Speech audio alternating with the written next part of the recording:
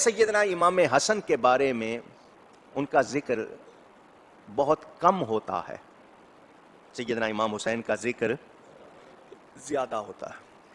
क्यों?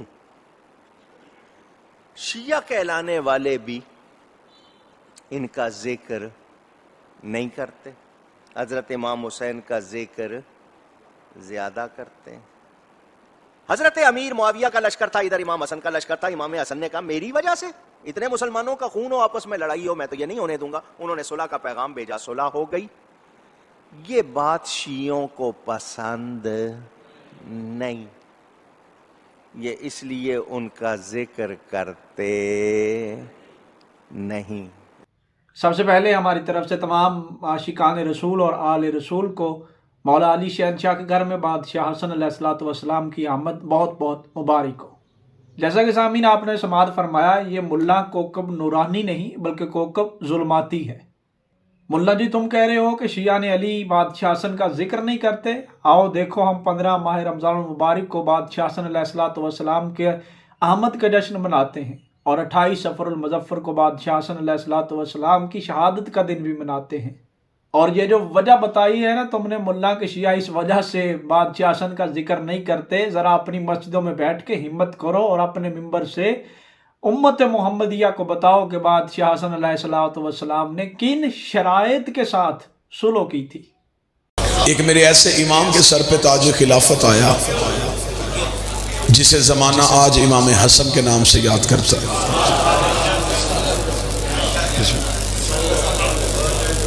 और खिलाफत वालों के यहाँ एक ऐसा खलीफा आया जो यजीद का भी बाप था।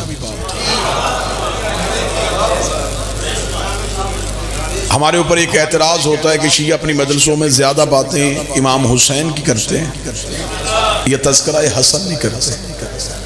हसन का तज़किरा किया जाए तो बड़े शजरों से नकाब उलट दिया जाए। मौला हुसैन इज़्ज़त, अगर तज़किरा हसन किया जाए तो जो अहबाब ये एतराज़ करते हैं कि आप हसन की बात नहीं करते, आप अगर बर्दाश्त करें तो फिर हम आपको हसन भी सुनाएं। कोई बंदा ना समझे कि इमाम हसन ने सुलह की थी तो ये सुलह करना माज़ल्ला इमाम हसन की नरमी थी।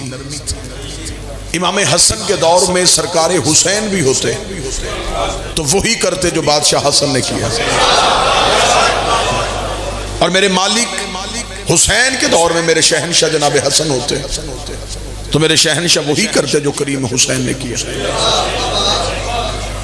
हर लड़ाई तलवार से नहीं होती, कोई लड़ाई हिकमत से होती। जैसा कि रसूल ने मक्के के काफरों के साथ सुलह की दस्तावेज लिखी, ये माज़ल्ला रिसालत की कमजोरी नहीं थी, इसमें इस्लाम को बचाना था। ये मेरे नजरिए की जीत है। पढ़े लिखे अहबाब तशरीफ फरमा है, मैं इंतहाई मालूमाती एक मौजू इंतहाई अहसन तरीके से आपको सुनाना चाहूँ। ये हमारे नजरिए की जीत है कि जिस भी मुअर्रिख ने इमाम हसन की सुलह लिखी तो उसने सुलह का इन्वान लिखा सुलह हसन, मुआहिदा नहीं लिखा, मोहब्बत या प्यार का लफ्ज नहीं लिखा, उसने लफ्ज सुलह लिखा। किताबों में भी लफ्ज सुलह है, ये लफ्ज ही हमारे अकीदे की जीत है। अब मैं बताऊं वो कैसे, इसलिए कि सुलह दोस्तों में नहीं होती, दुश्मनों में होती। किसी ने इमाम हसन से दुश्मनी की थी तो हसन ने सुलह की, और जो इनका एक लम्हे के लिए भी दुश्मन हो वो कल भी लानती था, वो आज भी। सुलह बाद में बताना, लेकिन पहले ये बताओ कि पहले लड़ाई थी और दुश्मनी भी थी। हर जंग तलवार से नहीं होती, कोई जंग कलम से होती है। इमाम हसन के दौर में कलम तलवार था।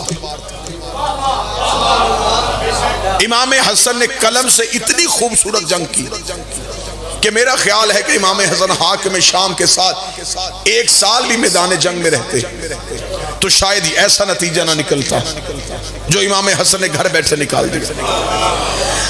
अब मैं बताने लगा हूं कि मौला हसन की हिकमत अमली क्या थी।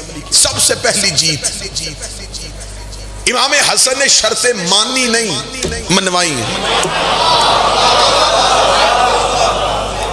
डेरेदार लोग बैठे हैं, आप अक्सर फैसले करते हैं, हमेशा शर्तें गालिब मनवाता है। जो सुलह करना ना चाहता हो, लोग उसे जबरदस्ती आमादा करे, चल कर सुलह, वो कहेगा फिर मेरी एक शर्त ये है, एक शर्त ये है, एक शर्त ये है। इमाम हसन अलैहिस्सलाम ने हुकूमत वालों की शर्तें मानी नहीं, अपनी शर्तें मनवाई। कागज कलम इधर से नहीं गया, उधर से आया। जब उधर से कागज कलम आया तो हसन उस लम्हे ही जंग जीत गया। हसन ने कागज कलम हाथ में पकड़ के नाने की कब्र की तरफ देखा, उठ नाना देख तेरे हसन के लड़ने का अंदाज कैसा था। कागज कलम मुझे उस घर से आया है जिनसे तूने मांगा था और उन्होंने इनकार किया। तूने कहा था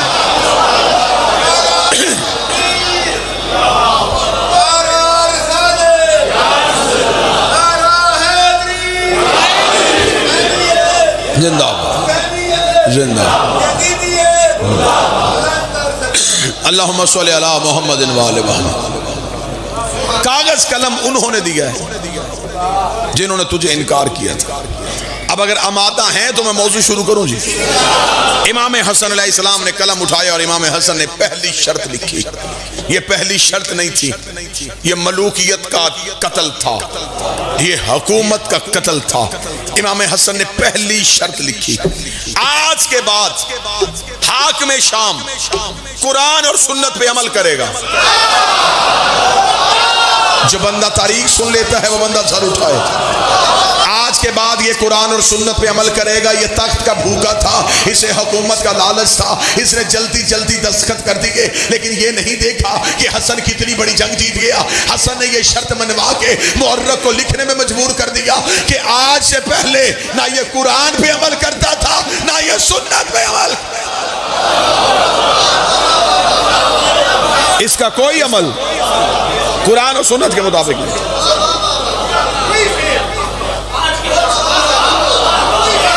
जिसे ज़माना कातिब वही लिखता है, हसन उसे लिखवा रहे हैं कि तू कुरान और सुन्नत पे अमल करे। आज के बाद पिछला पूरा माजी हसन ने पहली शर्त में नंगा कर दिया।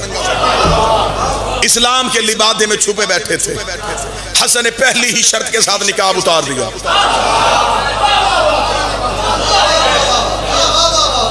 अब अगर इनकार करता तो फिर भी मरता कि क्या कहूं, नहीं करूंगा।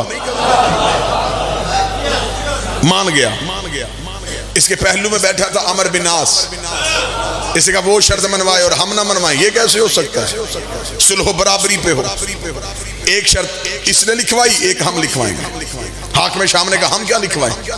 ये मैं बिल्कुल तारीख पढ़ रहा हूं आपके साथ। इससे कहा ऐसे कर, तू हसन से कह, इसने कुरान और सुन्नत वाली शर्त लिखवाई। इससे कहा लिख के सीरत शेखैन पर भी अमल होगा। जो अली से पहले खिलाफतों का दौर गुजरा है उनकी सीरत भी चलेगी, सिर्फ कुरान और सुन्नत नहीं चलेगा, उनकी सीरत पर भी अमल होगा। जो चीजें उन्होंने कही हैं वो भी मानी जाएंगी। हसन ये शर्त नहीं मानेगा। जब हसन इनकार करेगा हम कहेंगे तू पहली शर्त वापस ले, हम दूसरी शर्त वापस लेते नहीं। अगर तूने पहली मनवाई है तो हमारी दूसरी मांग। इमाम हसन के सामने उन्होंने ये शर्त रख के कहा हसन क्या तू इस शर्त पे दस्तखत करेगा? हसन मुस्कुराए, मुस्कुरा के सोच लो, ये शर्त लिख दूं? उन्होंने कहा हाँ हाँ लिख। हसन का सोच लो, मैं लिख दूं? हाकिम शाम ने कहा हाँ लिख, हम लिखवा रहे हैं। मौला हसन ने फरमाया मैं मिटाऊंगा नहीं अगर मैंने लिख दी। मुझे कहा हाँ हाँ लिख, मानने के लिए तैयार है। इमाम हसन ने कहा लिख दे कि सीरत शेखैन पे अमल होगा। ये जुमला कहने के बाद हसन ने उसका चेहरा देख के कहा तू जंग हार गया है, तूने ये शर्त अलहदा लिखवा के तारीख को लिखने में मजबूर कर दिया है कि वो भी कुरान और सुन्नत पे अमल नहीं करते। बोलो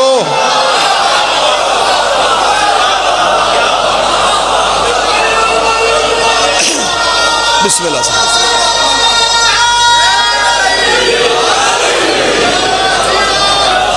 वो भी कुरान और सुन्नत पे अमल नहीं करता। बिस्मिल्लाह बिस्मिल्लाह से बादशाह हुसैन इज्जत अता फरमाए। वो भी कुरान और सुन्नत में मिले। अगर उनका अमल कुरान और सुन्नत के मुताबिक था तो अलहदा शर्त क्यों लिखवाई?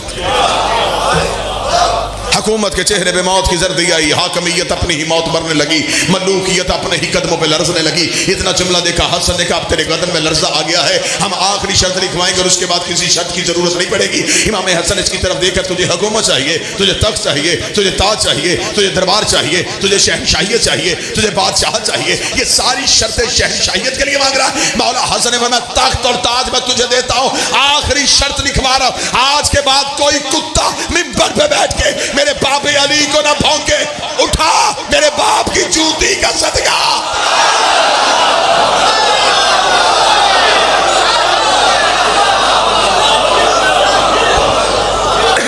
आज के बाद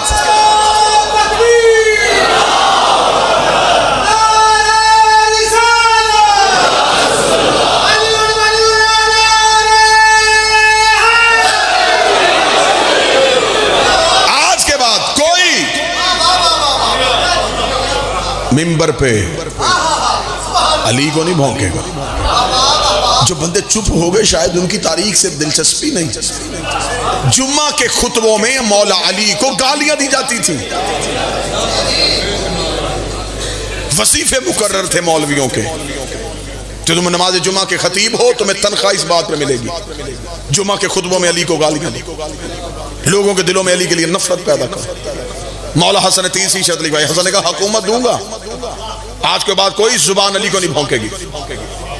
जुमला पढ़ूं, हसन ने हुकूमत की रोटी का टुकड़ा डाल के जुबानें खरीद के रख ली।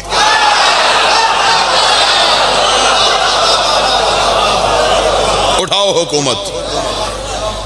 ये शर्तें नहीं थी, ये रस्सियां थी जो हसन ने हुकूमत वालों के हाथ में बांध दी। हसन शर्तें मनवा के चले गए। इसने पीछे से सोचा कि हमने हसन को बुलाया था कि हम हसन से खिलाफत छीनेंगे। हसन ने जो शर्तें लिख दी हैं, हसन तो हमें मजबूर करके चला गया। इसी का कल दोबारा हसन को दरबार में बुला। अब तो हसन ने हमें हुकूमत दे दी है ना, कल तो मैं खलीफा बन जाऊंगा, तो खिलाफत का ताज सर पे पहन के मैं तख्त पे बैठूंगा। हसन को बुलाएंगे दरबार में। इसने 7 बंदों की ड्यूटी लगाई, मुगीरा बिन शोबा की, अमर बिन आस की, नौफल बिन खैलत की, हारिस इब्न जम्मा की, अतबा बिन नौफल की। इसके 7 बंदे मेरे साथ कुर्सियों पे बैठ जाना। जो ही हसन दरबार में दाखिल हो, सबसे पहला काम यह करना है तुमने उठ के सलाम नहीं करना, क्योंकि खलीफा मैं हूं। हसन आएगा, हसन आके अपनी कुर्सी पे बैठ जाएगा। दूसरा काम, जब हसन आके बैठ जाए तुम 7 बंदों ने मेरे खानदान के फजाइल पढ़ने शुरू कर। उमैया में ये फजाइल थे, अबू सुफियान में ये फजीलत थी, इसमें ये फजीलत है, तुमने मेरे दादा के बाप के फजाइल पढ़ने। कैसा बदबख्त था, कह के फजाइल पढ़वा रहा था। फजीलतें भी गिनी चुनी थी जो बताई कि तुमने कहना है कि अमीर बड़े थे, जत्थे वाले थे, कबीलों वाले थे, सरदार थे। 7 बंदे बिठा दिए, खुद ये बैठ गया तख्त पे। मैं मिंबर का लफ्ज नहीं इस्तेमाल करूंगा, तख्त पे ये बैठ गया क्योंकि हाकम था। मिंबर हमेशा इमाम के पास होता है, ये तख्त पे बैठ गया। ये तख्त पे बैठा था। बादशाह हसन का पहला कदम दरबार में आया, पहले कदम का दरबार में आना था। अब जब बंदा हसन सुनने के लिए आया है, हसन का पहला कदम दरबार में है। हालत क्या है? सर पे रसूल वाला अमामा, कांधे पे अबू तालिब वाली अबा, हाशम की दस्तार को लिए हुए, अंगूठी सुलेमान को पहने हुए, जुल्फकारे हैदरी को हमायल किए हुए मौला हसन का पहला कदम दरबार में आया। इस जलाल के साथ ज़हरा का बेटा दरबार में आया। ये खुद सबसे पहले तख्त से उठ के खड़ा हो गया। जब ये खुद उठ के खड़ा हुआ, 7 बंदे का तूने हमें कहा था खड़े नहीं होना, अब खुद क्यों खड़ा हो गया? इसलिए मुझे हसन के परवरदिगार की कसम है, हसन ने पहला कदम दरबार में रखा। हसन के पीछे का आग का दियो आ रहा था, जिसके हाथ में आग का ताजियाना था, उसने मेरा कान पड़ गया, उठ, देख नहीं रहा हसन आ गया।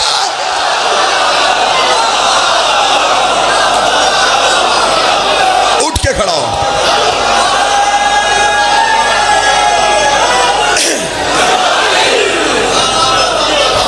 उठ के खड़ा हो, देख नहीं रहा हसन आ गया। मौला हसन कुर्सी पे बैठ गए। 7 पालतू कुत्ते